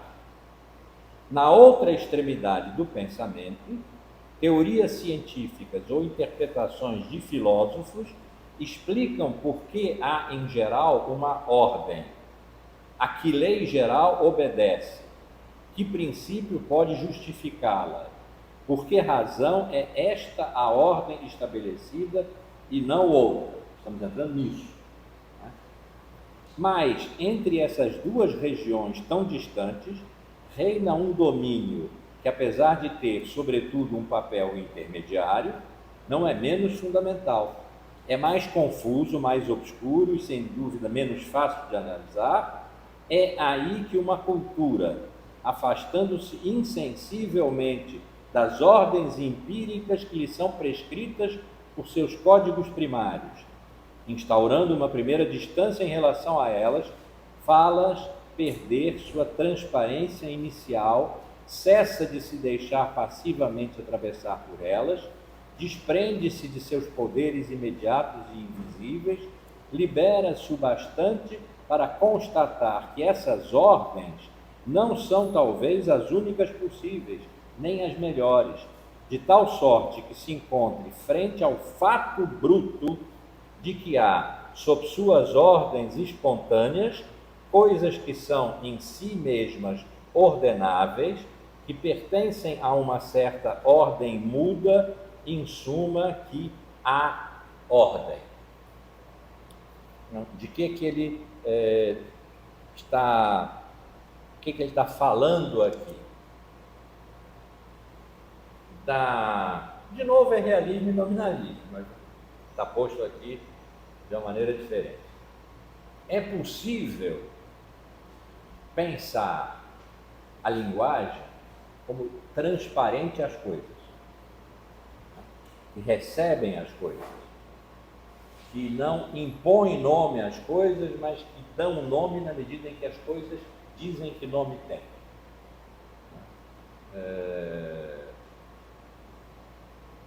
Tentando me lembrar de um poema de Drummond, responder a pergunta terrível: o que trouxeste? Não me lembro, mas enfim. Ele está falando das palavras, ele penetra surdamente no reino das palavras. Mas fica fora porque eu não consegui me lembrar. Então, existe essa ideia que atravessou o Ocidente, que foi suscitada por Platão no diálogo crático, quando ele se perguntou: as palavras são nomes das coisas ou são nomes de nomes? Aí estava realismo e nominalismo posto. Mas ele terminou dizendo: não sei, e não saberemos enquanto não pudermos decidir se quem tem razão é Heráclito ou Parmênides. Porque para Heráclito tudo flui, e se tudo flui, uma palavra nunca chega a tempo de ser o nome de uma coisa. A coisa já não está mais lá. Mas se tudo é imóvel e constante, uma palavra pode nomear uma coisa. Mas a palavra nomeia a coisa não porque se impõe a ela, mas porque a coisa tem aquele nome. Então, foi o que Foucault chamou aqui, numa linguagem que é a dele, haveria uma ordem empírica que, d'entrée de jeu, quer dizer, que de cara é ensinada aos falantes,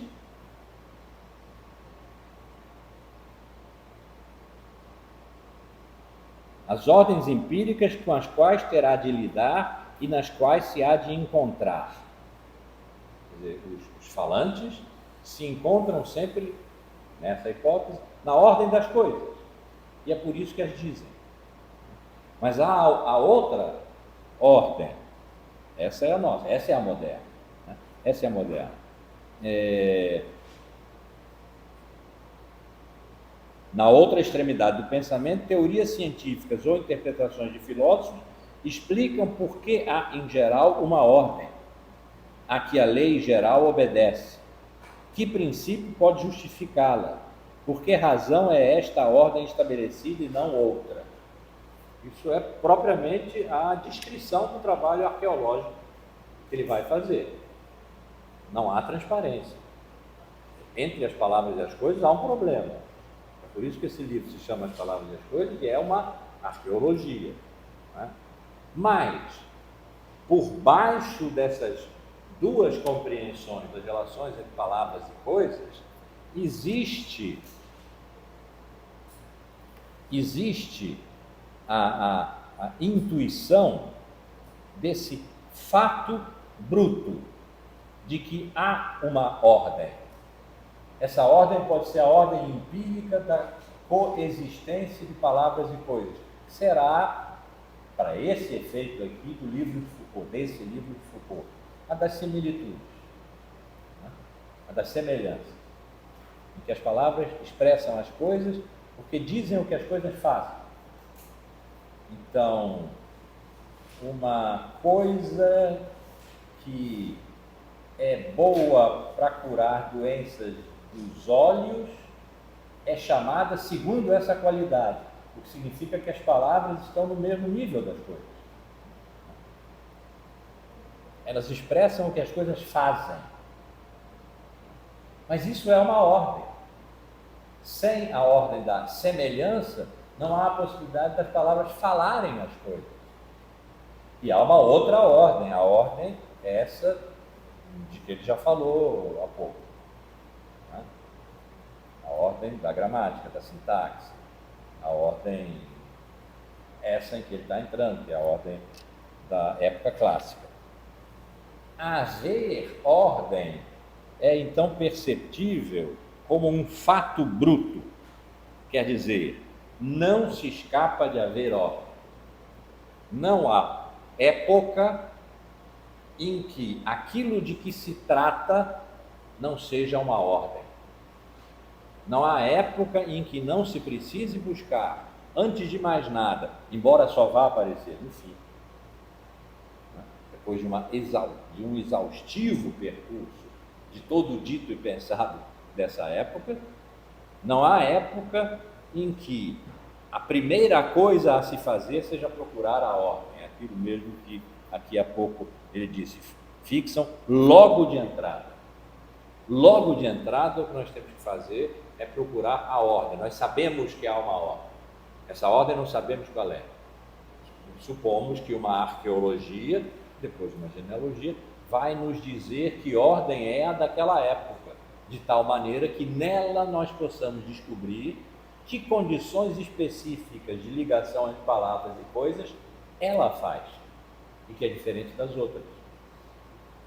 Como ele mede sempre entre a época clássica e o moderno, aqui nas palavras e as coisas ele ainda faz uma distinção entre a época antes, vamos dizer que é a Idade Média, a Idade Média, a das semelhanças, e a época clássica da representação, né?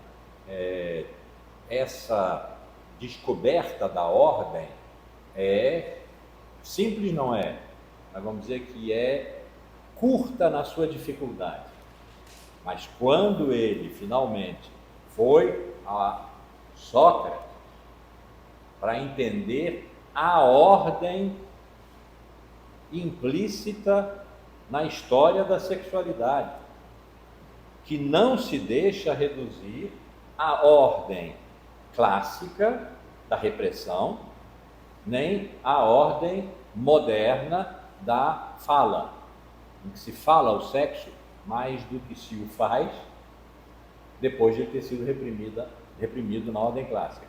Ele abandona, condena a hipótese repressiva, mas ele não encontra a saída a não ser indo à arte amorosa, não à ciências sexuais, mas à ars amorosa dos antigos. E aí ele teve que ir realmente a Sócrates, ao banquete, a esse diálogo de Platão, e daí em diante, porque ele queria descobrir a pastoral cristã, que é uma maneira de ordem, de pôr ordem no sexo, em que entra culpa, pecado e expiação, que não havia na antiguidade antiga, né? Nem é a ordem da repressão da sexualidade da época clássica, porque aí se trata de economia, de política, das relações entre os corpos dóceis, que precisam ser produzidos, né? É da ordem do panóptico, vai por aí, né? Está tratando de sexualidade. Nem é a ordem da história, a do século XIX, porque essa é a de falar a história da própria sexualidade, o que se faz no divã, quando o sexo só está em questão como palavra. A coisa não está ali. Ou vai aparecer nas palavras. Então, se puder chegar ao fundo incógnito que as palavras cobrem, sintoma, aí é o olhar clínico. Bom, então, a ordem. Como se, libertando-se por uma parte dos seus grilhões linguísticos, perceptivos, práticos, a cultura aplicasse sobre estes, um segundo, a tradução portuguesa é grilhão. Eu não fui conferir, mas tenho quase certeza que a palavra francesa é grille. Grille é isso aqui. É uma tabela que, aplicada sobre as coisas, as categoriza e permite identificar por diferenças. E grilhão é um aprisionamento, né? Bom, então eu vou passar a usar aqui o quadriculado de uma grade. Usa grade. Grade é a boa palavra para isso, né? Então, vou começar a frase de novo. Como se, libertando-se por uma parte de seus grilhões linguísticos, perceptivos, práticos, a cultura aplicasse sobre estes uma segunda grade, que os neutralizasse, que, duplicando-os, mas agora dentro da grade, estão representados, que, duplicando-os, os fizesse aparecer ao mesmo tempo que os excluísse, e no mesmo movimento se achasse diante do ser bruto da ordem. Aqui está o ser bruto da ordem. A grade é o ser bruto da ordem. O que está dentro da grade é o fora duplicado para dentro. Está representado agora. Mas no representar, a ordem aparece como o que se impõe à representação. Aparece como grade. O que importa é a grade. O que está dentro da grade, evidentemente, são as coisas representadas. Mas as coisas só podem ser representadas não pela naturalidade, é aquela antiga, os campos empíricos, em que as palavras são transparentes às coisas, etc. Não é essa naturalidade, é um poder que se exerce, e saber e poder, né, Foucault vai juntar na sua obra inteira, até o primeiro livro da série que eu chama-se de a terceira fase, a fase ética, que é o governo dos vivos, em que ele diz: assim como eu abandonei a ideologia, porque ele chegou a praticar na década de 50, ele andou perto até do Partido Comunista, ele foi colega de Althusser, eu tenho agora que abandonar o par saber poder. Embora não esteja sendo inteiramente honesto com isso, porque a ideologia não fui eu que produzi. Eu pensei, foi fácil me afastar dela. Saber poder fui eu que produzi, vai ser difícil me afastar desse par. Eu vou tratar agora de outra coisa que é da ordem da ética da verdade.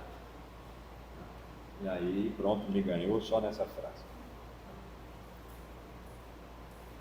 É em nome dessa ordem que os códigos da linguagem, da percepção, da prática são criticados e parcialmente invalidados.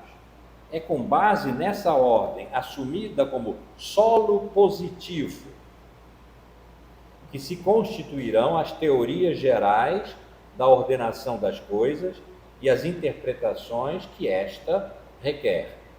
Assim, entre o olhar já codificado e o conhecimento reflexivo, há uma região mediana que libera a ordem no seu ser mesmo, quer dizer, vê a ordem, e aí pode criticá-la. Mas criticar aqui está no sentido kantiano de escrever, de fazer. Eu vou usar uma palavra que Foucault poderia aceitar na década de 50 e depois não mais. Fazer uma fenomenologia da grade.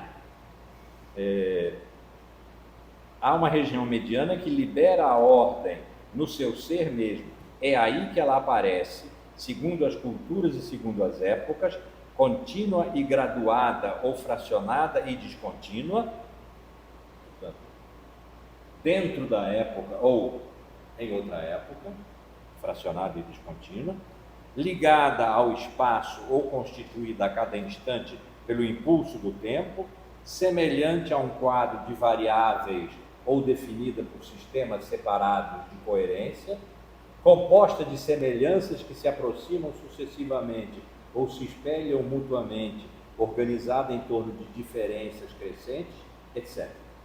De tal sorte que essa região mediana, na medida em que manifesta os modos de ser da ordem, pode apresentar-se como a mais fundamental, anterior às palavras, às percepções e aos gestos, incumbidos então de traduzi-la com maior ou menor exatidão ou sucesso, razão pela qual essa experiência da ordem, sem seu ser maciço e primeiro, desempenha sempre um papel crítico, mais sólida, mais arcaica, menos duvidosa, sempre mais, entre aspas, verdadeira, que as teorias que lhes tentam dar uma forma explícita, uma explicação exaustiva ou um fundamento filosófico. Assim, em toda a cultura, entre o uso do que se poderia chamar os códigos ordenadores e as reflexões sobre a ordem, há a experiência nua da ordem e de seus modos de ser. Aqui tem uma questão, vamos parar exatamente aqui, é como se o meu relógio tivesse lápis de novo. É aqui, né? Não. Quem tem um lápis para não precisar marcar com caneta? Hoje é o dia 7.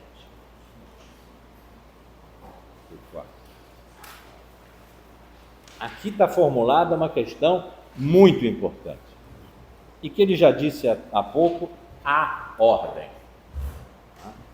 E o fato bruto de que há ordem significa: nenhuma época possui em si uma verdade que exclua qualquer outra época.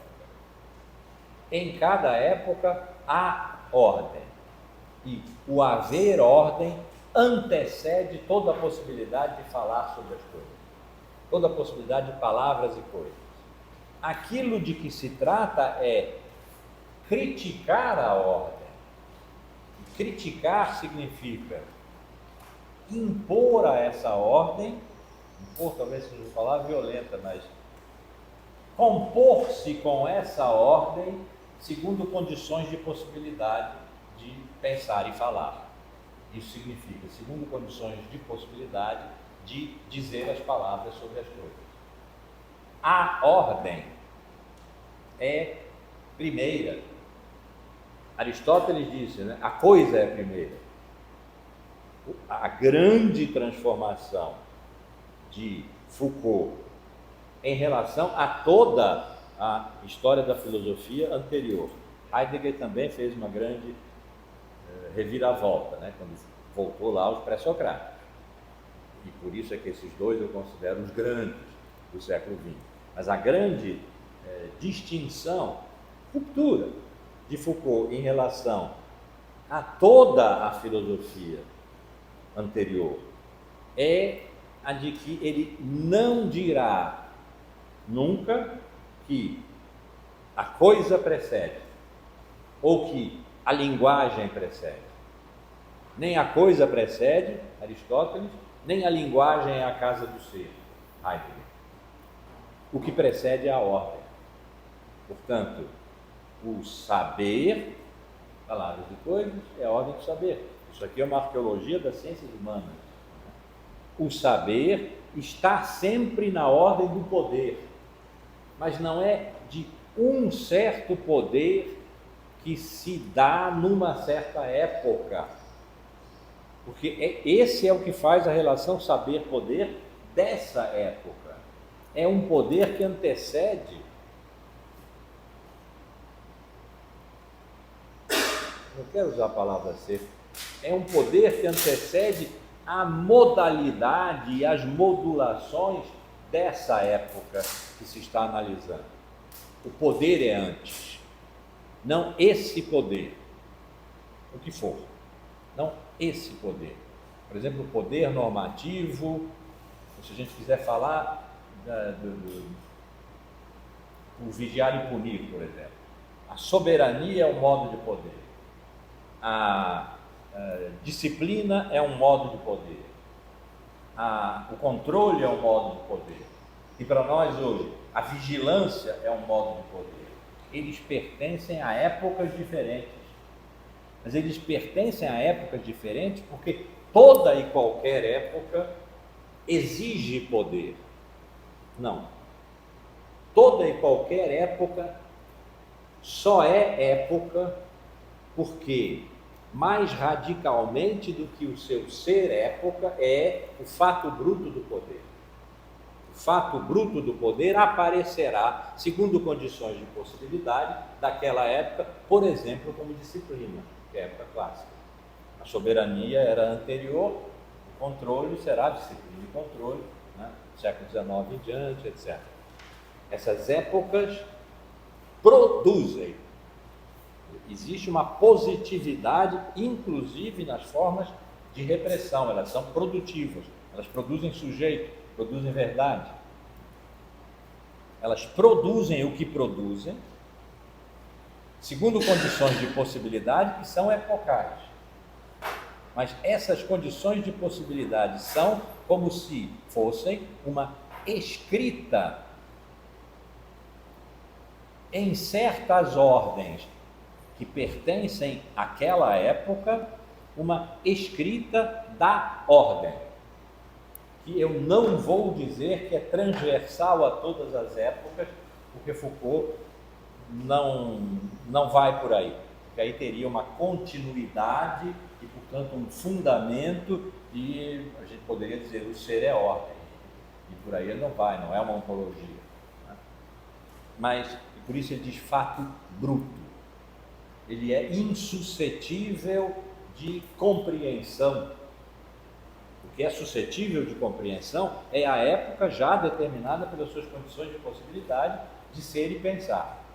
Ou seja, pelo tipo próprio de poder que é o seu e não o de qualquer outra época. Então, o fato bruto da ordem não é reconhecível. Só se sabe que só é possível pensar e dizer segundo uma ordem, que é criada então, não pela mente ou pela vontade, ou pelo saber das pessoas que pensam e falam, mas que lhes é, agora podemos dizer, lhes é imposto pela época segundo a qual eles pensam e falam. No que uma época se produz, as condições de possibilidade de pensar e dizer dessa época fazem, sem a potência, quase que sem o direito de fazê-lo, mas fazem na prática do pensar e dizer a crítica do fato bruto, da experiência nua da ordem. Essa crítica significa, eu sei o que você é. O que você é representação. Não é verdade. Porque saída de cena a representação, a ordem continua. E aí vai ter que entrar em cena um outro modo de condições de possibilidade de saber e dizer, que é o da história, século XIX. E esse pode dizer a ordem, eu sei o que você é. Você é a continuidade no tempo, ou é a dialética, uma sucessão disruptiva de teses, antíteses e sínteses, etc., de um tempo que é a história. E a gente poderia pensar, e por baixo disso a ordem se ri dessa ousadia humana. Então, o fato bruto da ordem, chamou há pouco, fato bruto da ordem. Agora, a experiência nua da ordem é radical. Estou evitando a palavra fundamental, embora ele tenha usado para dizer outra coisa. É radical. Não há época senão porque há ordem. Senão não seria possível fazer arqueologia, genealogia, não haveria história. Não a história sequencial, causa e efeito, passado e presente, que é a invenção do século XIX. Mas agora, porque o século XIX inventou a história, nós podemos fazer arqueologia, genealogias, cartografias, como Deleuze fez, Deleuze-Guattari, né? Nós podemos fazer isso tudo porque a ordem, isso é o que Foucault está dizendo, ordem determina as possibilidades de pensar e dizer. Agora, cada época tem as suas. E as suas fazem com que, defensivamente, vou dizer assim, defensivamente, cada época diga, eu sei o que é a ordem. Não é qualquer outra coisa, é isso que eu estou dizendo. Mas quando eles dizem, não dizem, é quando eles diriam, não é nenhuma outra coisa, eles poderiam estar dizendo, não é a coisa que veio antes. Rompi com ela, a ordem não é aquilo, a ordem é isso que eu estou dizendo aqui. E embaixo, como eu disse há pouco, a ordem ri. Porque a ordem é a ordem não é a representação, ou não é a semelhança, ou não é a história. Mas representação, semelhança e história são modos da ordem. Modos de ordem. Modos de ordem, não os modos da ordem. Não vamos substantivar, não vamos ontologizar. É uma passagem difícil, né? Mas que a gente vai ficar repetindo, porque logo a sequência é: no presente estudo, é essa experiência que se pretende analisar. É a experiência, portanto, a experiência nua da ordem, o fato bruto da ordem, em relação a uma época que é a que ele quer analisar, a época clássica. Lá no final vai entrar a